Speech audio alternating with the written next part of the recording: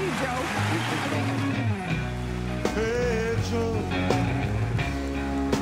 where you going down? Gonna go. Sarah Palin walked into the debate the punchline to a national joke, and 90 minutes later reemerged as the pit bull in lipstick the rabid right first fell in love with at the Republican National Convention.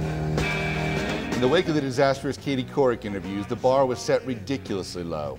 Don't set yourself on fire, don't set others on fire, avoid the N-word whenever possible, and Palin jumped right over it, cute like a bunny. There's a shout out to all those third graders at Gladyswood Elementary School. You get extra credit for watching this debate. A bunny, that is, with big, sharp teeth.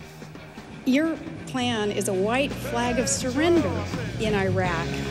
And that is not what our troops need to hear today, that's for sure. And it's not She what seemed quite pleased with herself, smug even, like she was certain that it really didn't matter what she said as long as she smiled like this, and this, and this, and when all else failed, maybe wink like this. The strategy of her debate handlers appeared to be turn every question back to the refrain of hockey moms and drill baby drill. everyday American people, Joe Sixpack, hockey moms across the nation. Although both Palin and Biden were standing in the same room, there was in fact two different debates going on, one with Joe Biden and Gwen Ifill, and one with Sarah Palin and her prepackaged GOP talking points.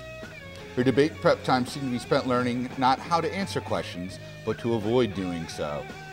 Here she is not answering a question about health care. Please, if you want to respond to what he said about Senator McCain's comments about health care. I'd like to respond about the tax increases. And, you know, we can speak in agreement here that darn And here right she is not answering a question about the mortgage crisis. Governor Palin, is that so? That is not so, but because that's just a quick answer, I want to talk about, again, my record on energy versus your energy. The debate moderator, curiously enough, PBS's Gwen Ifill, let her get away with it. Stung by right-wing claims all week that she could hardly be an impartial moderator because she wrote a book about the rise of Obama and its impact on black politics, she seemed reluctant to call Palin on her constant non-answers to her questions. And as a governor, and I may not answer the questions the way that either the moderator or you want to hear, but I'm going to talk straight to the American people and let them know my track record. While Palin came into the debate with a distinct advantage in terms of emotional IQ, it was Biden that owned the debate's one moment of real pathos, choking up when he recalled his son's brush with death. I don't know what it's like to have a child you're not sure is going to make it. I understand.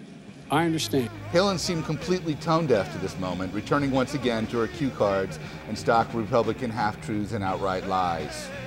And despite expectations that Biden would somehow embarrass himself for the ticket, the senior senator from Delaware was a gentleman to the end, not even bothering to correct Palin's one real gaffe, calling the commander of NATO forces in Afghanistan McClellan, when in fact his name is General McKiernan.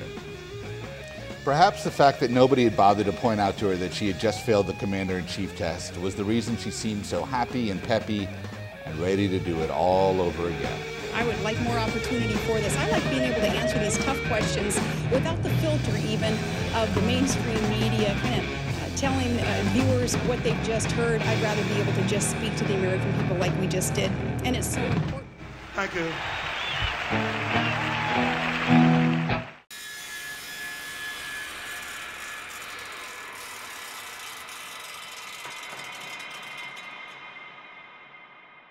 And I'll bet you